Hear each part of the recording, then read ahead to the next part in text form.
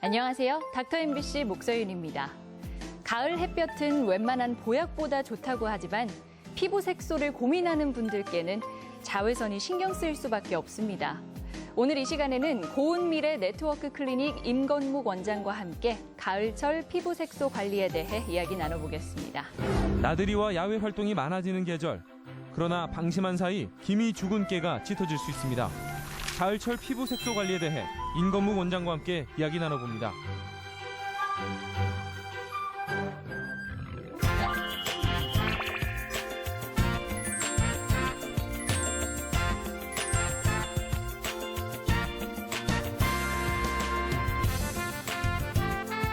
안녕하세요. 안녕하세요. 네. 이제 가을도 깊어지고 점점 날씨가 추워지고 있는데 이 시기에 우리가 피부를 위해서 해야 할 건 뭐가 있나요? 예, 먼저 이번 여름이 참 더웠죠. 예. 네, 참 더웠는데요. 그래서 제가 여름 방송에서는 이렇게 더우니까 축축 처지는 볼살을 어떻게 끌어올려서 탱탱하게 리프팅 시키는 데에 대해서 말씀을 드렸습니다. 네, 이제 가을인데요. 이제 가을에는 날씨가 좋다 보니까 이제 막 각종 축제들도 있고 또 뭐 볼거리, 먹거리도 많고 아무래도 야외 활동이 또 많아질 수밖에 없습니다. 그런데 이제 가을 햇빛도 강할 때는 아주 강합니다. 네. 그러다 보는데 뭐 바람이 불다 보니까 이제 강한 햇빛을 인식하지 못하고 그냥 이제 막 돌아다니게 되는데요. 그러다 보니까 이제 한번 여름 내내 올라올 준비를 하고 있던 각종 색소들이 슬슬 올라옵니다. 따라서 지금은 이제 슬금슬금 올라오는 색소들을 박멸시켜야 될 그런 시기죠. 예. 근데 가을이 되면 피부가 좀 푸석푸석해지잖아요. 근데 바로 색소 치료를 받아도 괜찮은 건가요? 예, 좀 전에 지금 날씨가 이제 색소 치료하기 참 좋은 날씨다라고 말씀을 드렸는데요. 이제 색소 치료를 하기 전에는 먼저 꼭 해야 될 것이 있습니다. 이것은 이제 뭐 색소 치료뿐만 아니라 이제 병의원에서 피부 관련 시술을 할 때는 꼭 해야 되는 것들인데요. 예. 일단 지친 피부를 진정을 좀 시켜야 됩니다. 그리고 또 피부의 자체 능력, 그 자체 재생 능력을 향상시켜야 가능합니다. 그러면은 피부 진정과 재생 능력 향상 이건 어떻게 하는 거죠? 더운 여름과 또 덥진 않지만 날카로운 햇볕을 지닌 가을을 지내다 보면 우리 피부는 이제 건조해질 수밖에 없습니다. 따라서 모든 시술 전에는 이제 충분한 수분 공급을 해주는 것이 좋습니다. 이제 물론 이제 제가 기회 있을 때마다 말씀을 드리지만 이제 의식적으로 평소에 수분 섭취를 충분히 한다면 어느 정도 해결이 되겠지만 우리가 이제 우리 피부도 나이가 들면 들수록 이 피부를 담는 그릇이 작아지고 또 입구도 좁아지기 때문에 수분을 지니기가 참 힘들게 됩니다. 네. 따라서 이제 충분한 수분 공급을 위해서는 이제 수분을 외부에서 강제로 넣어주는 방식을 택하는 거죠. 그래서 이제 관리 기구를 통해서 수분을 넣어주는 방식도 있고 또 아니면 수분을 억지로 심어주는 피부에다 심어주는 방식으로 피부를 촉촉하게 만들어줘야 됩니다. 또 일단 이런 방식으로 수분 공급을 충분히 해준 다음에 네. 지쳐있는 피부를 튼튼하게 만들어줘야 되는데요. 우리 몸은 이제 자체 정화 능력도 있고 또 자체 재생 능력도 있습니다. 근데 마찬가지로 나이가 들면 들수록 이런 능력도 좀 떨어지게 됩니다. 따라서 이제 줄기세포를 이용한 방법, 아니면 또 피부 성장 인자를 이용하는 방법, 아니면 콜라겐 생성을 유도하는 방법 등으로 재생 능력을 좀 키워주시는 것이 좋습니다. 이렇게 이제 좀 충분한 수분 공급과 다음에 재생 능력을 향상시키면 이제 그때서야 비로소 이제 색소 치료를 시작하는 것이 좋습니다. 네, 그러면은 좀 색소 치료 방법에 대해서 이제 자세히 이야기 나눠볼게요. 일단 얼굴에 점, 검버섯, 그리고 목에 나는 쥐젖은 어떻게 하죠? 저희가 이제 생활하면서 가장 눈에 띄는 것들이죠. 사실 이제 흔하게 또 고민하는 것들이고요. 이제 우리 몸에 이제 색소가 이제 많습니다. 참 많은데 제가 이제 오늘 간단하게 이제 말씀을 드리겠습니다. 오늘은 이제 제거의 포인트를 맞춰서 말씀을 드리는데요. 먼저 우리 몸의 각종 색소들은 이제 제거하기 전에 일단 뭐 커지는 양상이라든가 네. 뭐 혈관의 공급 양상이라든가 이런 것을 꼭 파악해서 일단 이게 악성인지, 다음에 양성인지를 판단하는 것이 가장 중요합니다. 뭐 지금부터 이제 제가 말씀드리는 부분은 이제 모양이 좀 흉하지 않고, 다음에 뭐 피도 좀 나지 않고, 뭐 단연간 크게 변화가 없는 것들에 대해서 말씀을 드리는 겁니다. 네. 이제 얼굴에 점, 다음에 이제 검버섯, 또 목이나 뭐 겨드랑이에 사는 이제 쥐젖들은 일단은 제거가 목표입니다. 그래서 이제 제거하는 방식이니까 이제 뭐 CO2 레이저라 그래서 이제 외과적 절제처럼 깎아내는 제거하는 피부를 지져내는 방법이 있고, 그다음에 어비움 야그 레이저를 이용해서 표피를 깎아내는 방법, 아니면 뭐 롱펄스 레이저를 이용해서 병변에 약한 화상을 입혀서 병변을 떨어뜨리는 그런 방법도 있습니다. 이런 방법들은 어느 것이 더 좋다라기보다는 병변 케이스에 맞춰서 상황에 맞춰서 시술을 받는 것이 좋습니다. 예. 그럼 얼굴에 조금 더 많이 그리고 작게 있는 그 잡티 있잖아요. 이거는 어떻게 치료하나요? 예, 이제 뭐 주근깨라기도 하고, 이제 뭐 보통 10대 때 많이 생기기도 하고, 또 생겨서 계속 생기는데요. 이제 얼굴 잡티는 원칙적으로 이제 제거가 목표입니다. 이제 제거가 목표이기 때문에 좀 전에 이제 언급한 방법들, 뭐, CO2 레이저나 롱펄스 어빈 약을 이용해서 제거할 수도 있는데, 사실 이제 이런 방법들 자체는 표피에다 이제 손상을 주는 방법이기 때문에, 네. 이제 그거보다는 손상을 덜 주는 방식들, 뭐 IPL을 이용해서 떨어뜨리는 방법이라든가, 아니면 좀 전에 말씀드렸던 롱펄스 레이저를 좀 약하게 해서 떨어뜨리는 방법을 하는 그런 방법이 좋습니다. 예. 치료 방법은 좀 비슷하네요. 예. 예. 그러면은 이제 여자들의 영원한 적, 기미는 어떻게 치료하나요? 예, 기미는 원칙적으로 봤을 때 제거가 목표는 아닙니다. 뭐 잡티나 점, 지저들하고 좀 상반되는데요.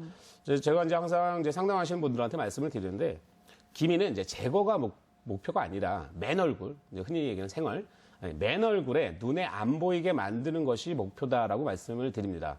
기미는 이제 표피성 기미, 겉에 있는 기미, 다음에 진피성 기미, 약간 밑에 있는 기미, 아니면 또 혈관성 기미, 이제 다양한 형태로 존재하게 되는데요.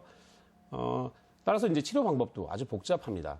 일단 기미의 치료는 이제 표피에 작용하는 레이저보다는 좀 더 긴 파장대를 이용해서 그런 멜라닌 색소를 파괴하는 방식을 택하게 되는데요. 이런 방식이 이제 관심 있는 분들은 다들 알고 계시겠지만 레이저 토닝이라고 부릅니다. 레이저 토닝의 이제 파장대인 큐스위치 1064, 1064 파장대의 레이저를 이용해서 임상 효과를 이제 좋게 보여주고 있는데요.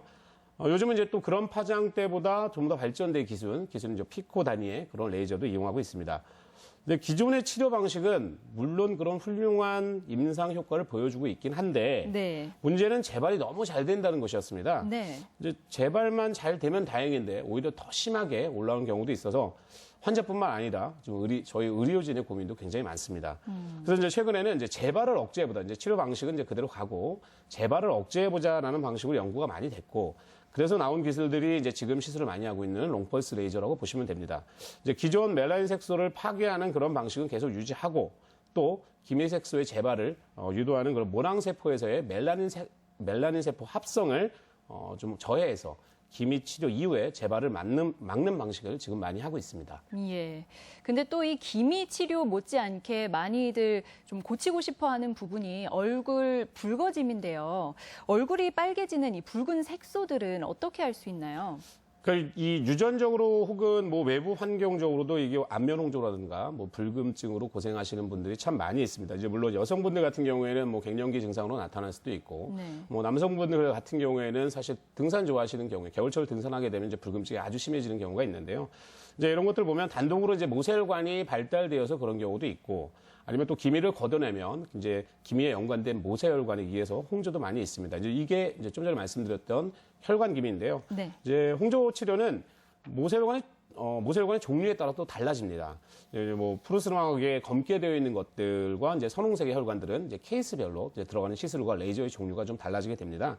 즉 이제 정맥성의 불금증 홍조와 이 동맥성의 불금증 홍조 치료는 다른 시술이 들어가기 때문에 전문 병원에서 치료하시는 것이 좋습니다. 오늘은 임건묵 원장과 함께 가을철 피부 색소 관리에 대해 알아봤습니다. 오늘 말씀 고맙습니다. 고맙습니다.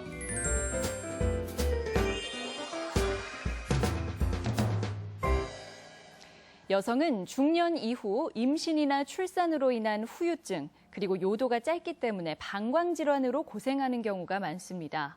특히 급성으로 발생하는 방광염으로 인해 소변 장애를 겪거나 과민성 방광으로 화장실을 자주 찾는 여성이 최근 급증하고 있는데요. 그래서 오늘 이 시간에는 전주 신민섭 한의원 신민섭 원장과 함께 침 전기 자극과 매선침을 이용한 만성적인 소변 방광질환 치료하는 방법에 대해 알아보도록 하겠습니다. 방광염 환자 160만 명. 방광염을 앓게 되면 외출이 어렵고 대인관계에 어려움이 있어 사회생활에 큰 지장을 겪게 됩니다. 참을 수 없는 방광질환의 한의학적 치료법에 대해 한의학 박사 신민섭 원장과 함께 알아봅니다.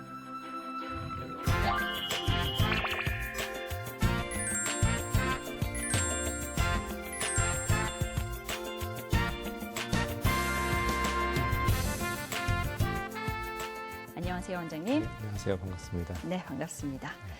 방광염을 대표적인 여성 질환이라고 부르던데요. 그럼 여성만이 겪는 질환이기도 한가요? 방광염은 대표적인 여성 질환 중에 하나죠. 건강보험 심사평가원에 따르면 방광염 환자는 약 156만 명이고 이 중 94%가 여성에 해당된다고 합니다. 이 방광염이 남성보다 여성한테서 많은 이유는 해부학적으로 여성의 요도는 남성보다 짧고 예. 생식기가 항문과 요도 사이에 있어서 각종 세균이 번식할 가능성이 많다는 거죠. 특히 임신과 출산 이후에 방광염이 급증하는 경향이 많고 이 외에도 하체에 꽉 끼는 레깅스 그리고 스키니진, 소변을 너무 오래 참거나 혹은 다리를 꼬고 앉는 습관들도 방광염을 유발할 수 있습니다. 예. 그럼 이 방광염으로 인해 생길 수 있는 증상에는 어떤 것들이 있나요? 이 방광염의 증상으로는 소변은 자주 마렵지만 실질 소변의 양은 그리 많지 않고 예. 배뇨 시 찌릿찌릿한 느낌이나 혹은 따가운 통증이 동반되는 경우가 많습니다. 실제로 소변에서 악취가 나거나 혹은 잔뇨감이 심하고 혹은 피가 섞여 나온다면 좀 더 심각한 형태의 방광염이 될 수도 있어요. 그래요. 그러면은 이렇게 악취가 나거나 또 그 피가 섞여 나오면은 심한 거라고 하셨잖아요. 네. 이렇게 심한 경우에도 한의원에서 치료를 받을 수 있나요? 사실 방광염 증상이 있는데도 부끄럽다는 이유로 치료를 꺼리고 방치하는 경우도 많이 있는데 항생제를 써야 될 정도로 심하다면은 반드시 초기에 항생제 투여를 하도록 권고를 하게 됩니다. 예. 이러한 초기 치료 이후에도 지속적 혹은 만성적으로 재발하는 경우가 많이 있는데 한의학에서는 방광의 만성적인 과민화 상태를 기능 회복이라고 하는 관점에서부터 한의학적인 치료를 시작하게 됩니다. 만성 방광염은 어떤 상태를 이야기하는 건가요? 네. 이 급성기 방광염의 단계를 치료를 잘 못했거나 회복이 잘 되지 않았을 때 또는 소변에서 세균이 검출되지 않았는데도 불구하고 방광염 증상이 계속이 되면 만성화되었다고 보는 게 맞습니다. 이 방광의 근육층이 비우가 되고 섬유화되어서 탄력을 소실하게 되면 갑작스러운 소변 그리고 참기 힘든 절방뇨 혹은 하루에 8번 이상의 빈뇨와 배뇨통 심지어는 아랫배의 통증까지 나타나는 경우가 6개월 이상 지속이 된다면 거의 만성화의 단계로 접어들었다고 보는 게 맞을 것 같습니다. 예. 그리고 소변을 보고 나서 잔뇨감이 심할 때가 있거든요. 왜 보고 나도 좀 계속 남아있는 것 같아서 오랜 시간 동안 힘을 주거나 같은 자세를 유지하기도 하는데 네. 이런 증상도 방광염으로 볼 수 있나요? 네. 보통 다이어트나 건강을 위해서 하루에 물을 2리터 이상 마시자. 또 물을 자주 마시게 되면 화장실을 자주 가는 건 당연한 결과인데 사실 이 증가된 수분의 섭취량과 잔뇨감은 아무런 상관이 없어요. 대개 기본적인 소변 검사 혹은 세균 검사를 해도 요로 감염의 가능성이 없다면 이 골반 근육의 과도한 긴장이나 경직이 있으면서 심한 잔뇨감을 유발하는 경우가 있기 때문에 보편적인 형태의 방광염하고는 다르다고 봐야 되겠죠. 네. 이 여성 요도 증후군이라는 게 있던데 이건 뭔가요? 네. 여성 요도 증후군이라고 하는 것은 요도에서 병변을 발견할 수 없고 또 소변 검사에서도 명확한 원인균이 발견되지 않은 경우일 텐데 빈뇨나 배뇨통 혹은 아랫배의 통증이라든가 배뇨지연 그리고 급박뇨와 같은 배뇨장애나 통증을 느껴지는 경우를 보통 의미하게 됩니다. 앞에서 설명드린 바와 같이 여성 요도 증후군은 아직까지 그 원인이 명확하게 밝혀지지 않고 또 여러 가지 다양한 요인이 복합적으로 결합이 되어 있기 때문에 다각적인 관점에서 상태를 살피고 치료에 접근을 해야 될 걸로 보여집니다. 네. 그럼 한의학에서는 이런 방광 질환을 치료할 때 어떻게 하나요? 이 엉덩이 꼬리뼈 위에 보면 천골에는 좌우 4개씩 8개의 구멍이 뚫린 부분이 있습니다. 네. 한의학에서는 팔뇨혈이라고 하게 되는데 이 팔뇨혈은 상뇨, 차뇨, 중뇨, 하뇨 이렇게 혈이 양측으로 있게 돼요. 척추 신경들은 각각 담당하고 있는 영역들이 있는데 이 중에서 천추 3번, 4번 신경은 주로 방광에 분포가 되어 있거든요. 네. 다른 척추 신경들은 골반 안쪽에 위치해 있는 반면에 이 천골 신경들은 주로 표제부에 분포가 되어 있어요. 그래서 침을 이용해서 신경을 자극하고 조절하기가 비교적 쉽죠. 그래서 이를 천골 신경 조절법이다라고 합니다. 네. 말이 조금 어렵네요. 천골 신경 조절법. 이거는 어떤 건가요? 네. 이 화면에 보이는 것처럼 차류혈, 중류혈 부위에 침을 시술하고 지속적인 침 전기 자극을 보내줍니다.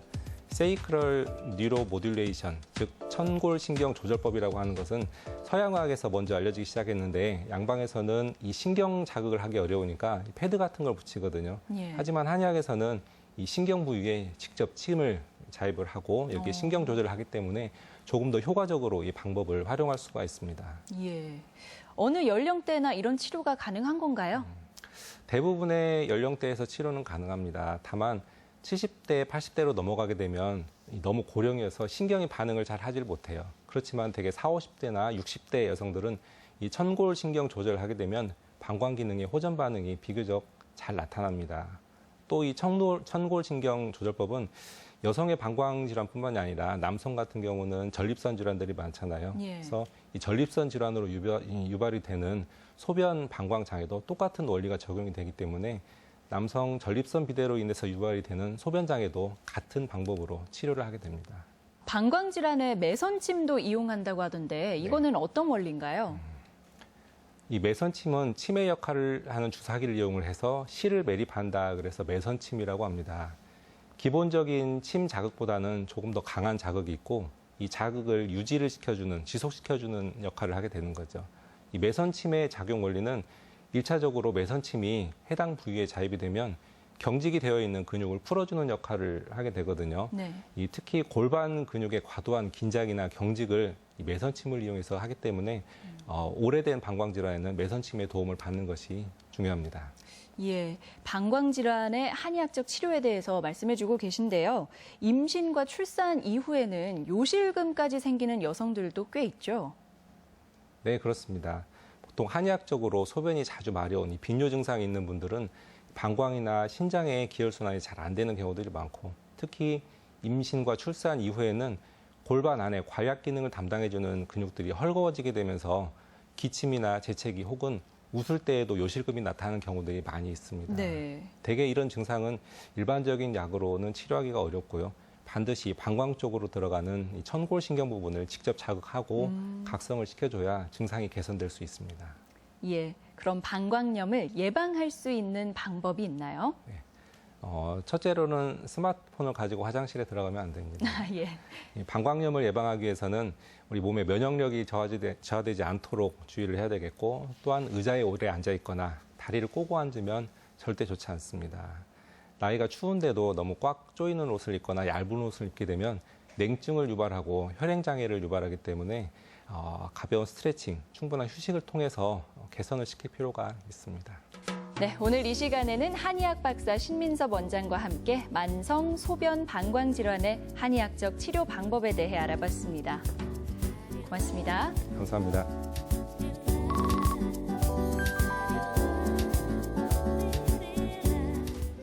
중고등학생들의 긴장감이 높아지는 계절이죠.